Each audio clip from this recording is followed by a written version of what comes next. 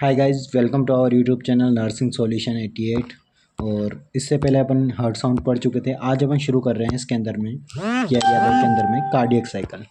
जो cardiac cycle है उसके बारे में अपन पढ़ेंगे कि भाई कार्डियक साइकिल के अंदर में जो अपने क्या क्या अपन पढ़ना है वो सारी चीज़ें इसके अंदर में पढ़ना शुरू करते हैं। कार्डियक साइकिल की बात करें तो cardiac cycle all the event occur during heart beat called cardiac cycle. जितनी भी आपकी हार्ट बीट आती है ड्यूरिंग, जब आपकी हार्ट बीट एक हार्ट बीट बन रही है उसके पूरे टाइम को जो है उसको क्या बोलते हैं अपन, कार्डियक साइकिल बोलते हैं। ठीक है, एक हार्ट बीट कंप्लीट होने को अपन क्या बोल रहे हैं, कार्डियक साइकिल। ठीक है, उसके बाद में cardiac cycle consist of systole and diastole of the atria, pulse systole and diastole of the ventricles. ठीक है, इसको अपन क्या बोलते हैं, कार्डियक साइकिल बोलते हैं। ठीक है, in clinical practice the term systole contraction जिसको बोलते हैं, systole means means ventricle systole only and diastole यानी relaxation means ventricle diastole only. ठीक है, when the heart rate is 72 beats per minute, the duration of each cardiac cycle is about 0.8 second. एक cardiac cycle complete होने में 0.8 second का time लगता है। ठीक है, उसके बाद में बात करते हैं अपन आगे। तो आगे क्या लिखा है इसके अंदर में, the duration of ventricular systole is 0.27 second, यानी 27 मिली सेकेंड्स का टाइम लगता है वेंट्रिकुलर सिस्टोल के अंदर में। और वेंट्रिकुलर डायस्टोल के अंदर में टाइम लगता है अपना 0.553 सेकंड। यानी अगर यहाँ साइकिल बनाऊँ तो इसके अंदर में जो टाइम ड्यूरेशन अगर दो में डिवाइड करूँ तो सिस्टोल के अंदर में तो कितना टाइम लग रहा है अपना 0.27। ठीक है, और डायस्टोल के अंदर में कितना टाइम लग रहा है 0.53। ठीक है, यानी 53 मिली सेकंड का टाइम अपने को लगेगा। टोटल मिला के होता है 0.8 सेकंड का टाइम। अब इसके अंदर में भी डिवाइडेशन सही से देखें तो एट्रियल और वेंट्रिकुलर जो सिस्टोल हैं वो अलग अलग तरीके से होगा। एट्रियल की बात करें तो 0.8 सेकंड लगेगा और वेंट्रिकुलर की बात करें तो 0.8 सेकंड इधर भी लगेगा। ठीक है, चलो इसके अंदर में बात करते हैं सिस्टोल। तो एट्रिया के अंदर में जो सिस्टोल हैं 0.1 सेकंड का होगा और डायस्टोल है 0.7 सेकंड का। ठीक है, वही बात करें अपने वेंट्रिकल के अंदर में तो सिस्टोल जो है 0.3 सेकंड का और जो डायस्टोल है वो 0.5 सेकंड का। ठीक है, ये दोनों ही प्रोसेस साथ में होगी। जैसे ये डायस्टोल है तो ये वाला डायस्टोल और ये वाला डायस्टोल साथ में ही चलेगा। ठीक है, अलग अलग नहीं चल रहा होता है। तो ये 0.3 सेकंड का है और ये 0.1 सेकंड का चल रहा होता है। ठीक है, उसके बाद में बात करते हैं अपन नीचे ईसीजी की। ये तो हुआ अपना कार्डियक साइकिल, सिंपल सा आपको समझ में आ गया होगा।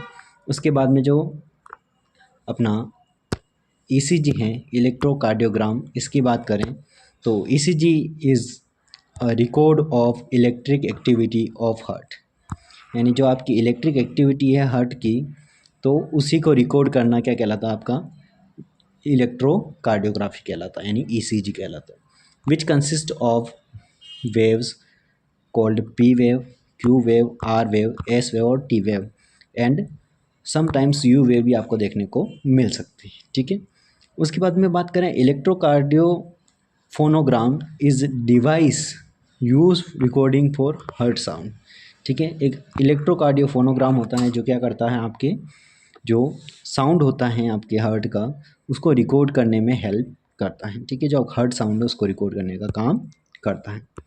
उसके बाद में बात करें अपन आगे तो आगे देखेंगे कि electrocardiograph is a device or machine used for the recording changes in the electric energy reduced by the action of heart muscle a moving strip of paper।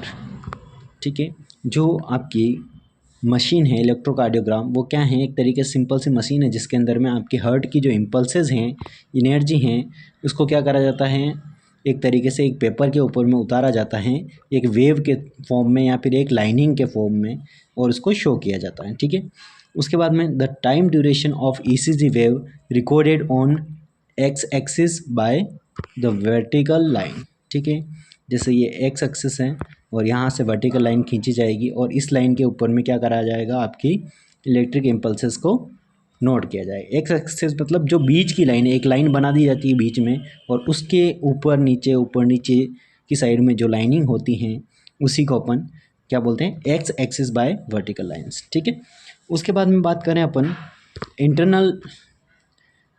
Internal between two thin lines 1 mm, यानी जो interval हैं वो दो line के बीच में कितना होता है, तो 1 mm का होता है। और इसको अगर सेकंड के अंदर में देखें तो 0.04 सेकंड का ये होता है, यानी एक तरीके से बोले तो 0.4 मिली सेकंड का जो है टाइमिंग इसके अंदर में होता है। एंड टू थिक लाइन, जो दो थिक लाइन होती हैं जो ज़्यादा डार्क दिखाई देती हैं अपने को, वो 5 mm पे बनी होती है, जो होता है कि 0.20 सेकंड को डिनोट करती है। जस्ट लाइक ये अगर देखें तो ऐसी डार्क लाइन है तो वो कितने पे बनेगी, 20 सेकंड पे। ठीक है, इससे पहले छोटी छोटी हल्के हल्के जो लाइन होगी वो कितने सेकंड की होगी, एक एक लाइन एक एक बॉक्स कितने सेकंड का, तो वो 0.04 सेकंड का होगा। ठीक है, इसके बाद में इसके अंदर में क्या है, amplitude of ECG wave is recorded on the Y axis of horizontal line. जो अगर एम्पलीट्यूड की बात करते हैं, एम्पलीट्यूड कहाँ अपन करते हैं, तो वाई एक्सिस के ऊपर में अपन क्या करते हैं, एम्पलीट्यूड को देखते हैं। ठीक है, उसके बाद में interval between two thin line 1 mm और 0.1 मिलीवोल्ट। ठीक है,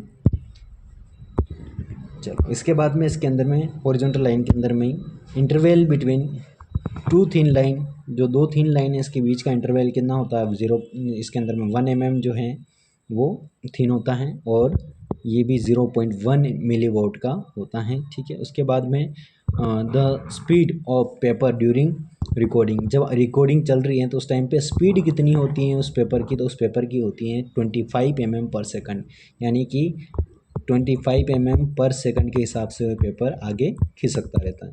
तो अब आपको जब भी ईसीजी लेनी हो तो उस टाइम पे आपको कभी भी पेपर को खींचना नहीं है, पेपर अपने हिसाब से ही धीरे धीरे स्लोली बाहर आएगा आपको उस मशीन के थ्रू, तो उसको आने देना है आपको। ऐसा नहीं है कि आप ज़बरदस्ती उसको खींच रहे हो, ऐसा करने से क्या होगा, आपकी उसकी वेव के अंदर में चेंजेस आ जाएंगे जिससे आपकी जो ईसीजी है वो गलत आ सकती है। ठीक है, तो इसके बाद में नेक्स्ट क्या है, normal ECG wave the PQRST given by Einthoven William, so he called ECG, father of ECG। ठीक है, जो इंथोवन विलियन है उसको क्या बोला जाता है, फादर ऑफ ECG के नाम से जाना जाता है। ठीक है, ECG record by 12 bit, 12 leads के द्वारा इसको रिकॉर्ड किया जाता है। आप नॉर्मली देखेंगे जो ECG मशीन है उसके ऊपर में 12 लीड्स प्रेजेंट होती है। आगे अपन देखेंगे कौन कौन सी लीड होती हैं। नॉर्मली अगर आपको बताऊं तो 6 लीड्स आपके चेस्ट पे लगती हैं, बाकी रिमेनिंग लीड्स आपके जो हैंड हैं और जो अपर एक्सट्रीमिटीज़, लोअर एक्सट्रीमिटीज़ और इनके ऊपर में लगाई जाती हैं। ठीक है, तो आगे अपन इन सारे 12 के 12 लीड्स के बारे में देखेंगे। ठीक है, चलो नेक्स्ट जो अपन इसके अंदर में है वेव की बात कर लेते हैं, वेव ऑफ ECG। तो वेव के अंदर में पहली ही वेव आ जाती है अपनी P वेव। ठीक है, P वेव की बात करें तो P वेव किससे बनती हैं और क्या है P वेव, तो P वेव की बात करें, its appearance due to polarisation of electric changes, depolarisation of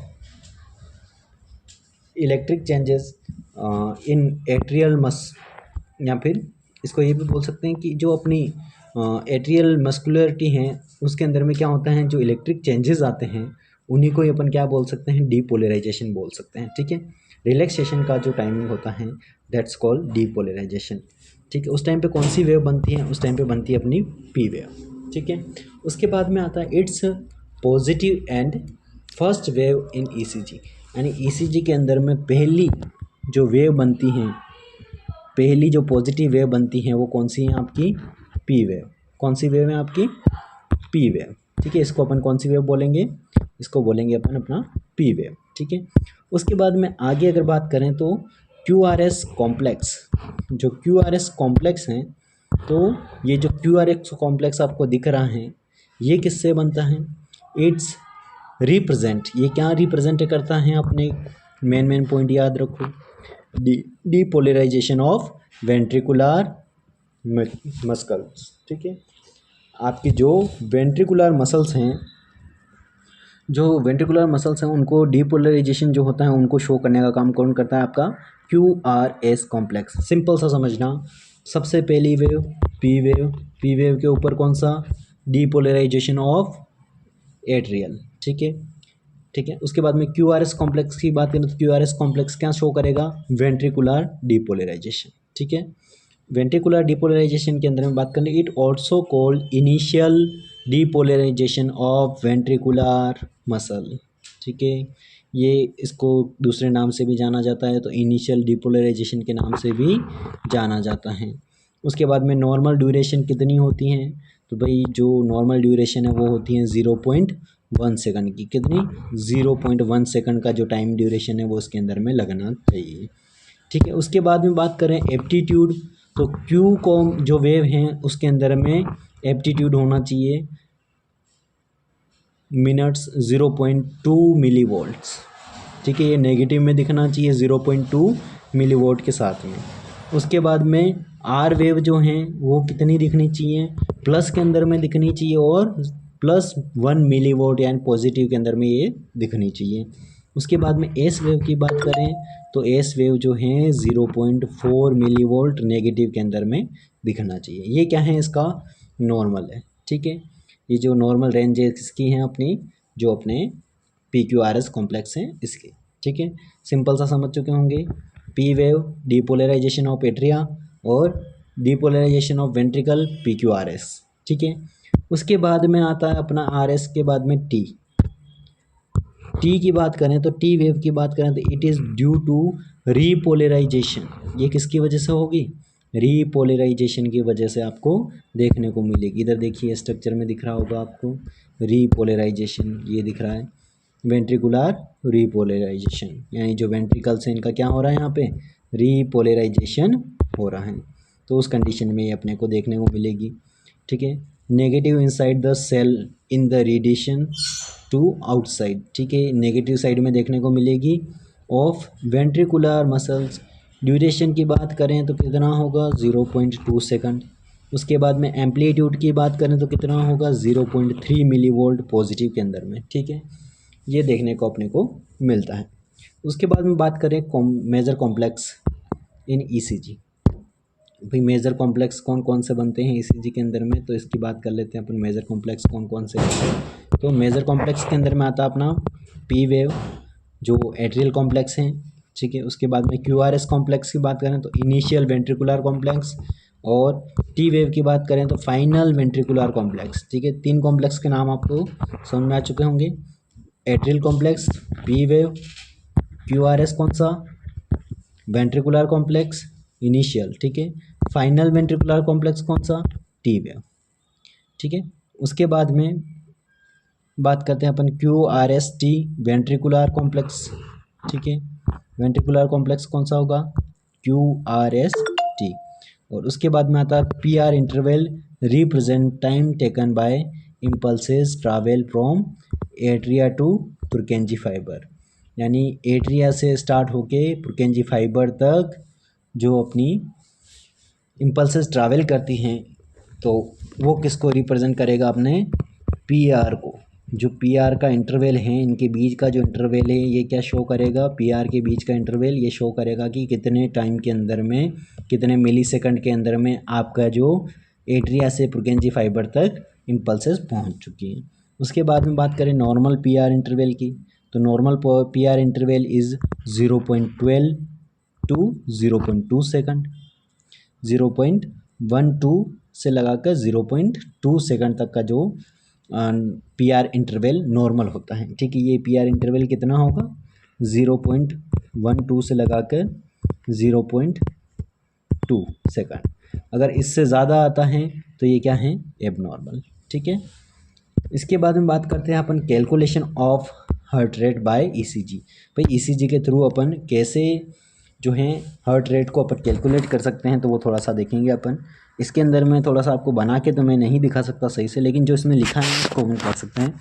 तो number of large square between R wave and wave divided by 300, ठीक है। जो लार्ज नंबर के स्क्वायर हैं, यानी बड़े बड़े अपन ने देखे थे कि जो 5 सेकंड 0.5 सेकंड के जो बन रहे थे ये स्क्वायर, तो ऐसे स्क्वायर को कितने में डिवाइडेशन करवाएंगे अपन? 300 के अंदर में। कितने में? 300 के अंदर में। जो स्क्वायर हैं उनको कितने से डिवाइड कर देंगे? Divided by 300। 300 से उसका डिवाइडेशन कर देंगे, जिससे क्या आ जाएगा अपने को? उसके टाइम ड्यूरेशन का पता चल जाएगा। फॉर एग्जांपल के लिए अगर हम देखें तो 2 large square between R wave, then heart rate कितनी होगी? आर वेव के बीच में अगर 2 लार्ज स्क्वायर बन रहे हैं तो इसको कितने से डिवाइड कर लेंगे अपन? 300 से डिवाइड कर लेंगे, तो कितनी आ जाएगी? 150 हार्ट बीट आ जाएगी।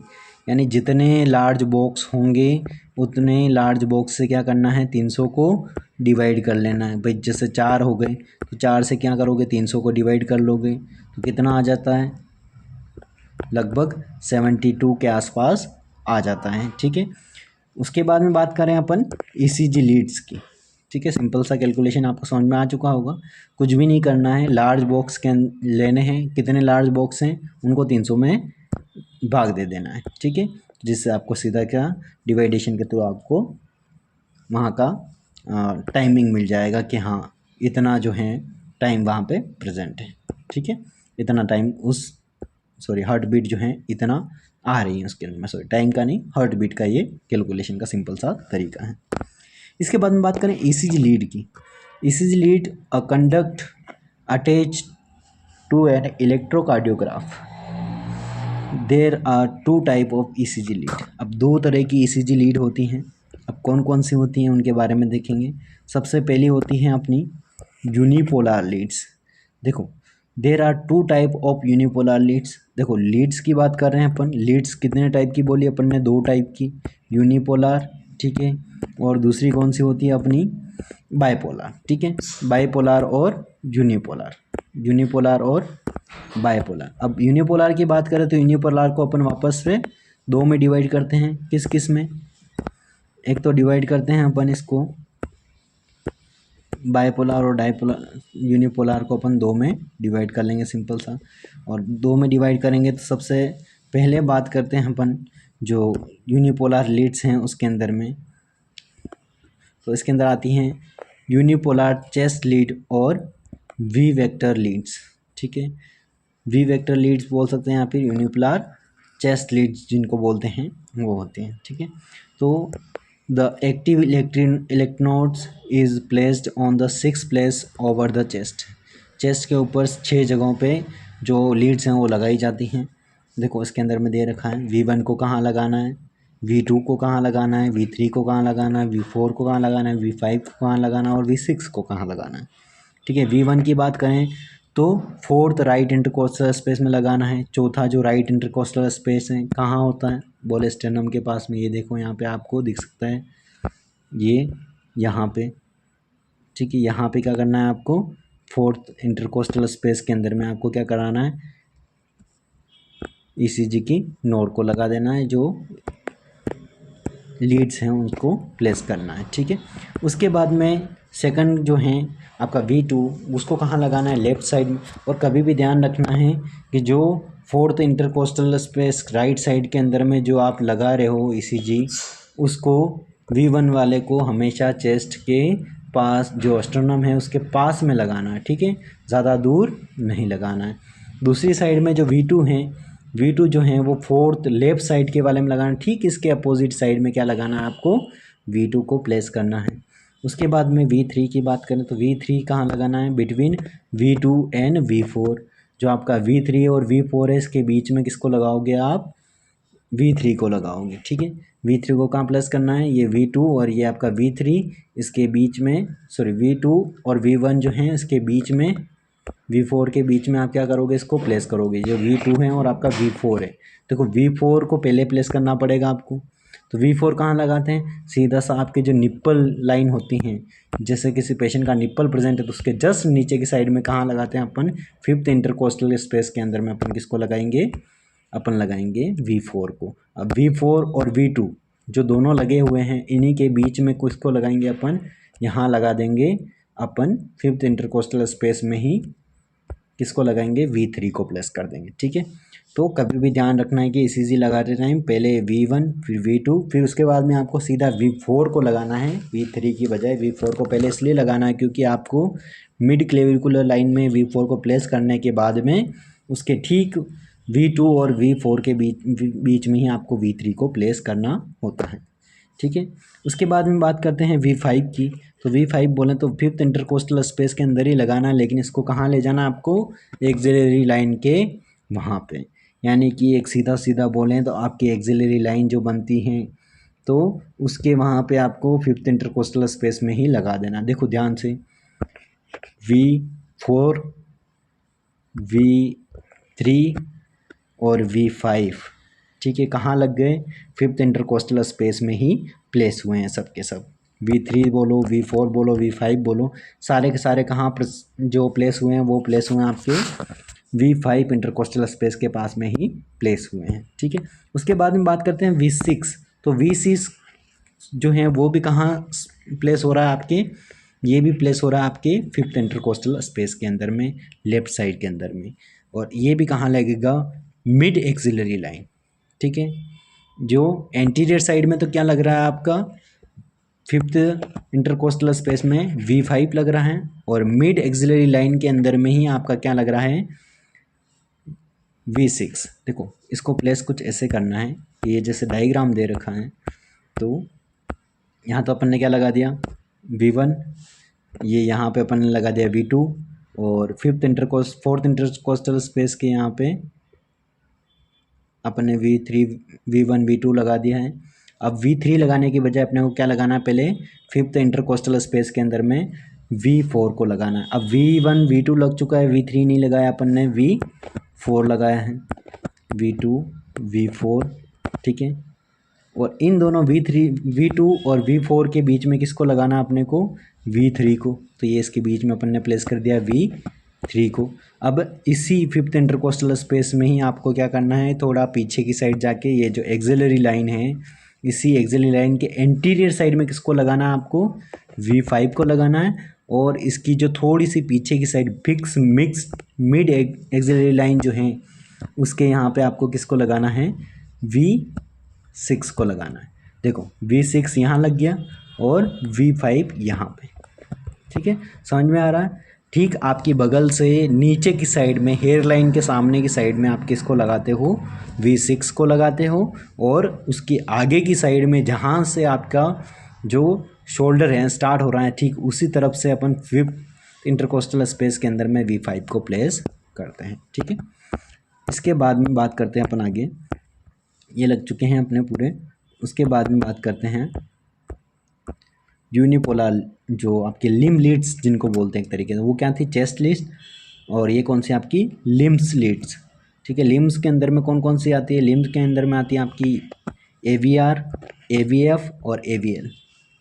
देखो AVR को कहाँ लगाना है, AVR का सीधा सा राइट, आर का मतलब राइट समझ जाओ। तो जो एक्टिव इलेक्ट्रोड हैं, AV का मतलब एक्टिव इलेक्ट्रोड, जो कि कहाँ प्लेस करेंगे अपन, राइट आर्म के अंदर में प्लेस करेंगे, यानी कि आपका जो दाहिना हैंड है उसके अंदर में अपन ने प्लेस करना है। उसके बाद में V2 की बात करें तो AVL, जो कि आपका लेफ्ट आर्म है, वहाँ पे अपन इसको क्या करेंगे, लगाएंगे। देखो आर्म के अंदर का मतलब ये नहीं कि आप हैंड के यहाँ प्लेस कर रहे हो, हैंड के यहाँ पे नहीं, इसलिए आपकी ये मिड के क्लेवियल बोन होती हैं, इससे शोल्डर की तरफ में आपको क्या करना है, इसको प्लेस करना है। ठीक है, जहाँ शोल्डर की तरफ में आपकी जो मिड ये क्लेविकल है एंड हो रही है, इस एंड पार्ट पे आपको क्या करना है, इसको प्लेस करना है। ठीक है, उसके बाद में आपका आता है AVF। AVF की बात करें तो active electrode is form at left leg. ठीक है, जो आपका लेफ्ट लेग है वहाँ पे इसको क्या करेंगे, लगाएंगे। ठीक है, लेफ्ट लेग के अंदर में आप इस इलेक्ट्रोड को प्लेस करेंगे। ठीक है, ये होती है आपकी यूनिपोलर लिम्ब लीड्स। ठीक है, अब बात करते हैं सेकंड टाइप का। तो नेक्स्ट टाइप कौन सा है अपना, नेक्स्ट है अपना बायपोलर लिम्ब लीड्स। ठीक है, बायपोलर के जो लिम्ब लीड्स होती हैं तो उनकी बात करते हैं। तो इसके अंदर में आती है any leads that consist of the electrode at one body side and other different side. Bipolar limb leads called standard limb leads. ठीक है, बाइपोलर लिम्ब लीड्स को क्या बोलते हैं अपन, स्टैंडर्ड लिम्ब लीड्स कहते हैं। ठीक है, ECG obtained by second limb leads called typical ECG wave. जो आपकी सेकंड लिम्ब लीड्स हैं उसको अपन क्या बोलेंगे, टिपिकल ईसीजी वेव के नाम से अपन जानते हैं। ठीक है, लिम्ब लीड्स की बात करें तो फर्स्ट जो हैं वो होती हैं आपका पॉजिटिव टर्मिनल, जो लगाते हैं अपन लेफ्ट हैंड के अंदर में। उसके बाद में सेकंड लिम्ब लीड्स हैं तो ये आपका पॉजिटिव टर्मिनल ही होता है, ये लेफ्ट लेग के अंदर में लगता है।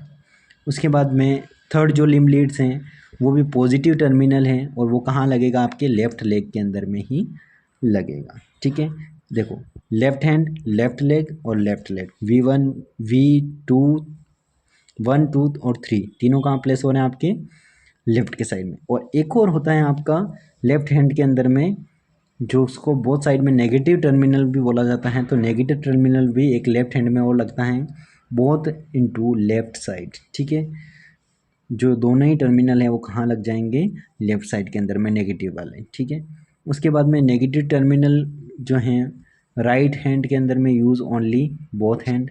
ठीक है, नेगेटिव टर्मिनल वही सेम चीज़ें, नेगेटिव टर्मिनल जो राइट है तो राइट वाले में ही आपको प्लेस करना है। ठीक है, राइट हैंड के अंदर में यूज़ इनटू